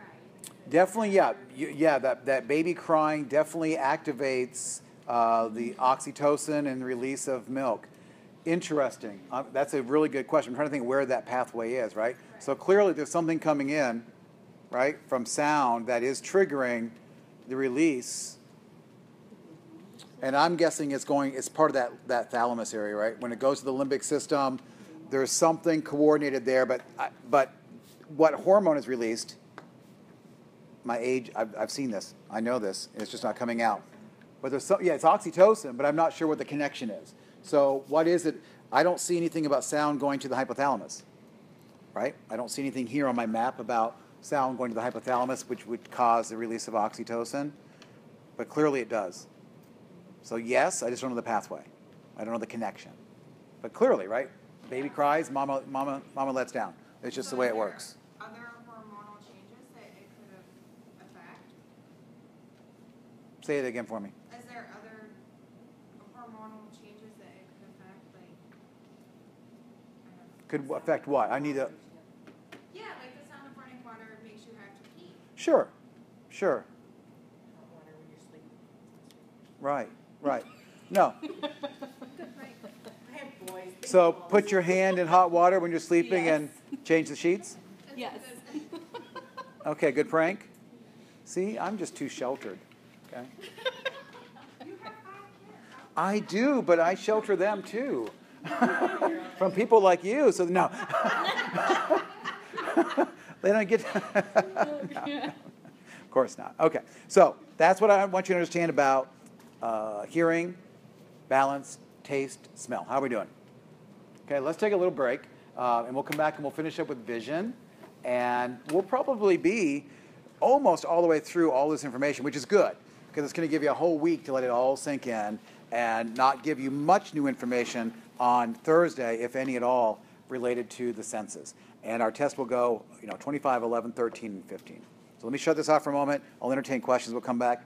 Let's say, we've earned it. Let's say quarter of, 10 minutes, 12 minutes. There's actually more information on vision than any of the other senses. All right, as you look through your packet, there's quite a bit more to go through. Some of this we've already seen in lab. Some of this is review. And the parts that I wanted you to kind of look over on your own would be 1513 to 1515. Those were the sections on eye anatomy. And those should be things that you kind of understand. So if we look at the eye, well, first of all, is there any questions on hearing, balance, taste, or smell? Anything that comes to mind right now? What do you want to focus on? Pathways. Focus on the pathways. Know, the nerves that are involved. Know the nuclei or the parts of the brain that are involved with receiving and sending these signals. That's really what I'm more concerned about. And then what nerves are involved, what cranial nerves are involved, what kind of receptors are they? Are they chemo or photo or mechanoreceptors? But I won't be focusing very much at all on the anatomy of this. That's sort of something you already understand. So let's talk about our last special sense, that is vision. Amazingly, right? It's the most complex by far of all of our special senses, and so the apparatus here is much more complex, and there's more going on here. Just to review the basic anatomy really, really quick, remember that light coming in is going to come through. It's going to come through the cornea, the covering. It's going to go through the anterior chamber. What's in that anterior chamber? Aqueous humor, right? Some extracellular fluid. And then we're going to pass through this opening called the pupil, right? And there's a muscle right here. This pink muscle on each side is part of the, what's the colored muscle? Iris, right? Iris means rainbow. So it's that colored muscle of the eye. And then we're going to hit the lens. The lens is sitting back. And there's also some more fluid back in here. Some more aqueous humor back in here. And then, once we get past the lens, there's this big ball of jelly, isn't there? This big ball of jelly, the vitreous humor. Yes?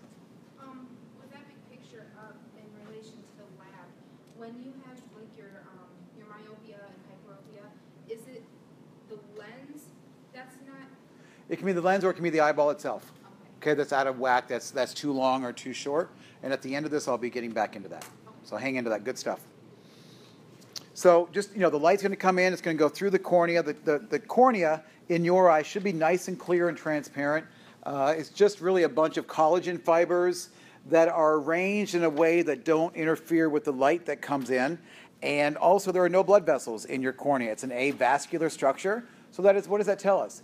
Those cells of your cornea must get their nutrients from where? There's no blood supply. They're living cells, however. Well, yeah, they're going to get oxygen from the environment, right? Where are they going to get their nutrients? Diffusion from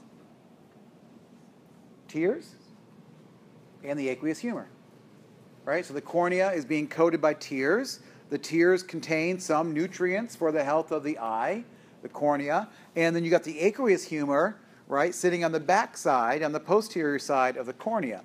And this is one reason why you don't want to be wearing contact lenses longer than you should, because the tears can't come over and coat the cornea as they properly should. And if they're not gas permeable, the cells aren't getting the oxygen that they need.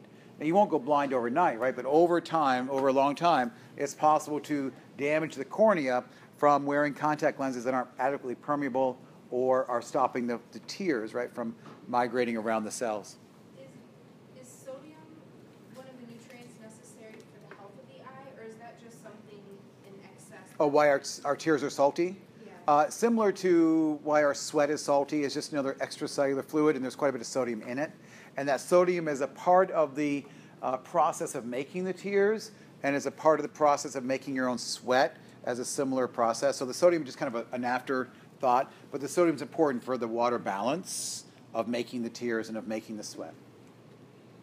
So we've got avascular cornea. We got the pupil. That's just the opening, right? We know that. And it is the pupil's changing size based upon dilation and constriction. Now, what cranial nerve is involved with constriction of the pupil? I heard it. Ocular motor, number 3. So think about it. When you are relaxed, tell me about your pupil. Rest and digest, parasympathetic. Your pupil is more constricted. When you're scared, sympathetic, big. So the muscles that control the constriction of your pupil are actually controlled in part by your cranial nerve number 3, okay, parasympathetic. Now, the sympathetic, where your eyes get larger, that is not a cranial nerve, okay? So only the constriction is a cranial nerve. The other are other nerves of your nervous system. So just taking a look at this, the constriction of your pupil, right, that is increased parasympathetic, right? Rest and digest, kind of hanging out, not really scared. But if you're scared, then you're going to have increased sympathetic stimulation, and that causes your pupil to dilate. Now, what else happens here? If you constrict down, right? If you're in that rest and digest, that means you're also increased light intensity. What does that mean? Versus decreased light intensity. Yeah, so if your doctor dilates your eyes, right, what happens? So does it hurt when you leave the eye doctor if you've been dilated? Right? The light's really sensitive, right? You're really sensitive. More light can get in there. And so you're going to have increased sensitivity, but you're going to have decreased light intensity as far as what can come in. Okay, lens. The lens is this solid structure. It's made of proteins called crystalline. What does that tell you? That your lens should be crystal, clear, right? And the problem is when we do last semester when we did eyeballs, the eyeballs have been sitting in pickle juice for a few weeks or months, and so those lenses weren't very clear, were they? So in the cow eyes, they were kind of yellow and hard. The lens is actually made up of some dense fibrous stuff along with the protein. It's a little bit, it's definitely flexible. The lens is flexible in your eye. As we get older, it becomes less flexible. And as a result, it doesn't change shape, and therefore we start having issues around age 40 with accommodation, being able to see close and far. So the lens no longer changes shape as quickly or as easily as it did when we were younger. Okay, so the job of the lens is to change shape to help focus the light where? Where do we want to focus the light? We saw this in the lab with those little crisscrossing lines. We want the light to be focused directly onto the retina, right? On the back of the eye, and we want that focus to be pinpointed right on the retina. Now, what happens if the focus is in front of or behind the retina? Then our images are not clear. So we want all those light rays focusing pinpoint right on the retina, right on the photoreceptors, and that's going to give us clear vision, right? Nice and crisp and clear. Now, if your eye can do that on your own, fantastic. If your eye is no longer able to do that because of age or weird shape issues, genetics mostly, then we start using lenses, right? We start going to the eye doctor, the optometrist, and they're giving us lenses, and those lenses are going to help correct for what our lens can no longer do, and now help to focus the light right on the retina. So the lenses are going to help fix the optics and change the light to go right onto the retina. So we want some tension, right? We want the changing of the shape of the lens so that everything goes right back. And there are these little fibers that help to change the shape of the lens, and those are supported by the ciliary body, and you'll see those in the pictures. Now, what do we have on the retina? The retina has some photoreceptors. What do these receptors respond to? Don't make this hard. To light, right? To light, photons, to light. And also back there on the retina, there are some pigment cells. I'll show you those in a picture. There are some supporting cells. It kind of sounds like the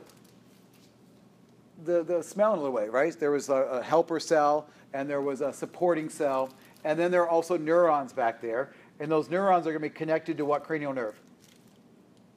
Number 2, absolutely. Now, back on the retina, there is a macula. Now, macula means what? This tells us here. Spot or stain. Some people have a condition called macular degeneration, and they start having in their visual field a spot or a stain where they can't see things, and unfortunately that spot can get larger until significant blindness can occur. So that macula term, there is a macula on your eye. At the macula, that's where you have the highest concentration of photoreceptors. So there's a part of your eye in the back in the retina where you have the greatest number of these photoreceptors. There's also a place called the fovea. Now, we're talking about a fovea here, and those who had lab today also saw fovea pop up in our bone markings. There was the fovea capitis, and the fovea capitis was a little pit or depression on the head, capital punishment up with their head, on the head of the femur, sorry. So on the head of the femur, there's this little pit, right, the fovea capitis. Here, this fovea is a little pit or a little depression back in the eye, and it's also here where you have the sharpest vision. So I'll show these to you in a moment. And what we want is, again, we want that light to come back and strike the fovea on the retina.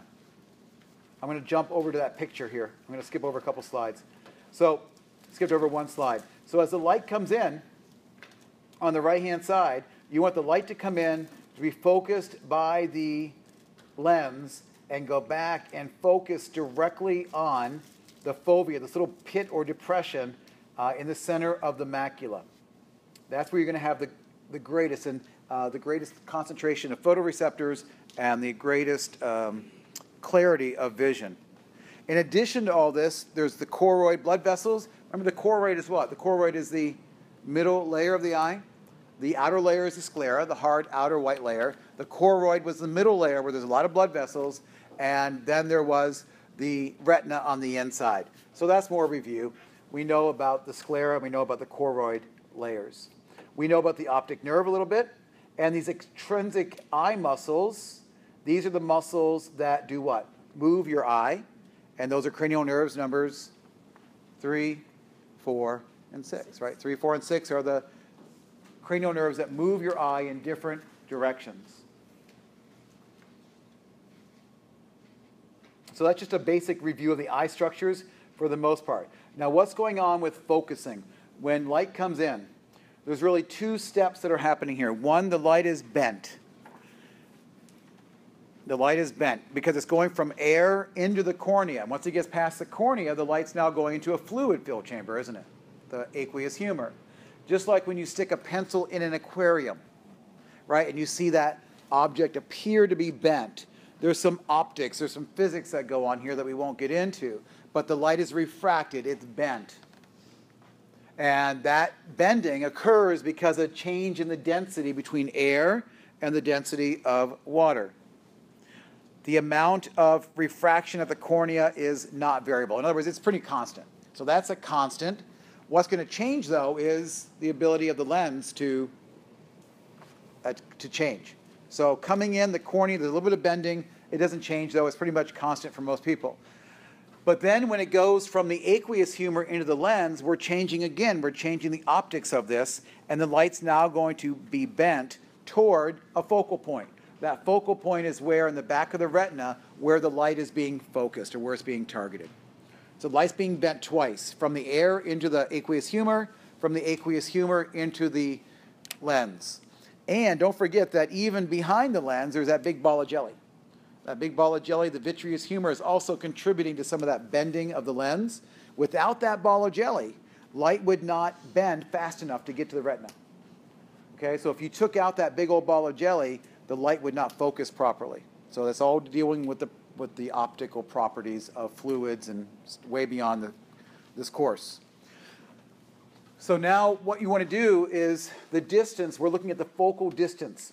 That is the distance between the center of the lens and the focal point.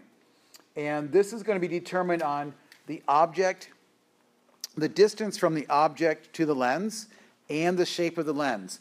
This is where our eyes are different, right? Each of us is a little bit different. If we're looking at something far away, or if we're looking at something closer, that changes how our eye responds and how it looks at that thing. And that's what happens as we get older. We're no longer able to quickly change our lens to see far and close. So about age 40, people are being popped into bifocals, right? One lens for close, one lens for further away, because our eye can no longer do this accommodation well. So it has to do with the overall shape of your lens, and it has to do with the distance from the object to the lens. In our eyes, the distance from the lens to the retina can't change, right? That's from that posterior cavity. So through the vitreous humor, that doesn't change. So all we can do is we can change the shape of the lens. And this is the process of accommodation. And this is what you saw, sort of, in lab. There was a mention of this. And that is, as light's coming in from all the sources, is coming through it here. The lens of your eye is shown as a blue structure. The light rays are coming in. They're being bent.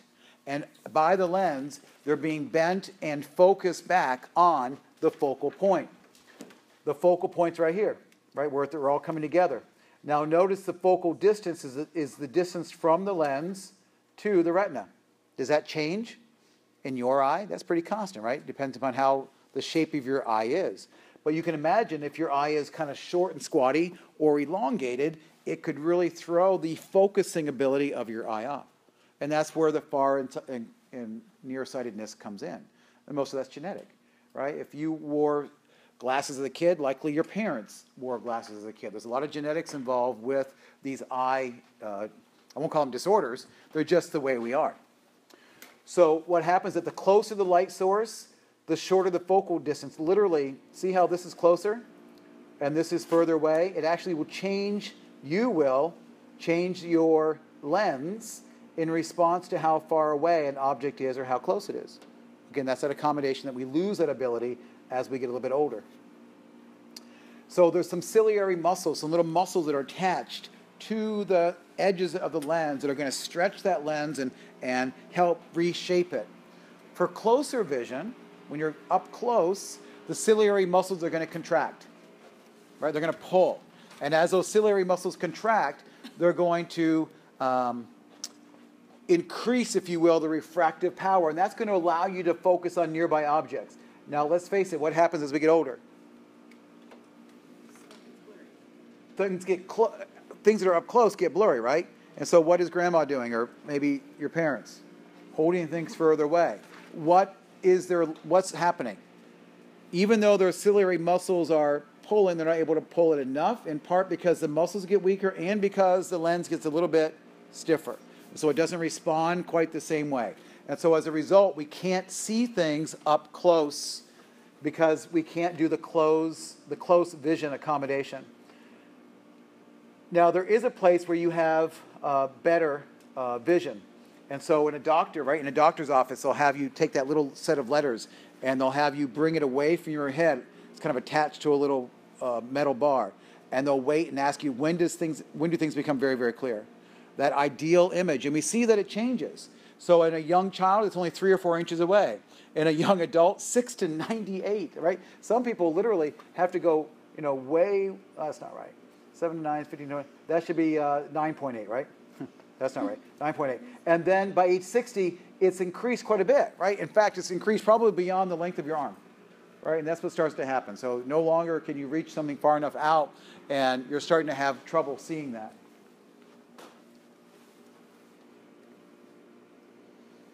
In distant vision, when you're looking away, far away, those ciliary muscles actually relax, okay? And when they relax, it actually decreases the refractive power and allows you to focus on distant objects. And with age, it's not as much of a problem. Again, it's that close vision that's more difficult. So just know that close up, the ciliary muscles are contracting. For distance, they're relaxing. And that's changing the shape of the lens. As that occurs, you can see what happens for close vision. So an object is rather close. So we're looking here. The object's rather close in front of you. Those ciliary muscles need to pull. And as they pull, it makes the lens more round. And that allows you, if all is good, for that image to be focused directly on the retina. Nice, sharp image. When the image is further away, what you see out here is that imagine the image is way out in front, and so there's no convergence here. Those rays are coming in. The ciliary muscles actually relax. That flattens the lens and allows you to focus directly on the retina. So that's what's going on with accommodation, squeezing and relaxing those ciliary muscles, changing the shape of the lens.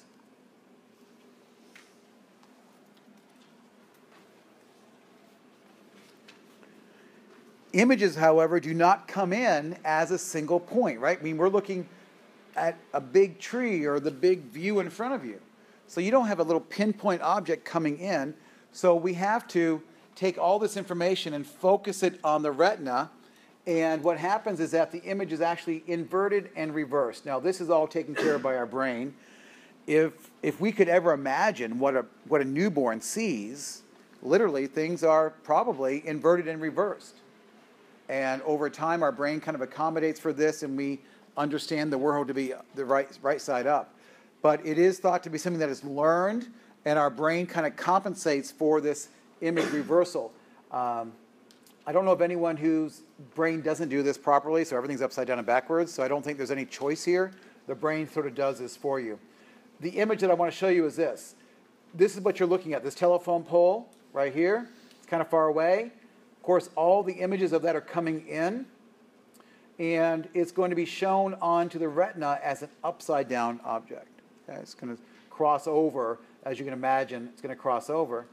And here, too, things that are close right, are going to be inverted. So it's like this whole picket fence thing is going to be inverted onto the retina, and you can appreciate things that are farther or closer and closer or farther. So everything's being sort of inverted and flipped on you, and the brain deals with all of that amazingly. Pretty cool stuff. Okay, we're going to stop here. What's left here? I've got a little bit on the retinal cells, and after the retinal cells, and that's like the cones and the rods, and a little bit about how it works, how the action potentials are fired in the eye are a little bit different than the rest of your body. So we'll talk about that little difference. So we'll talk about how photoreceptors work, how the rods work, and we'll talk about the visual pathway. And that's about it. At the very end, I've got myopia and hyperopia, things that you've at least been exposed to in the lab. And at the very, very end, some disorders of taste, smell, equilibrium, and vision. And those are things that I'm thinking you're pretty familiar with.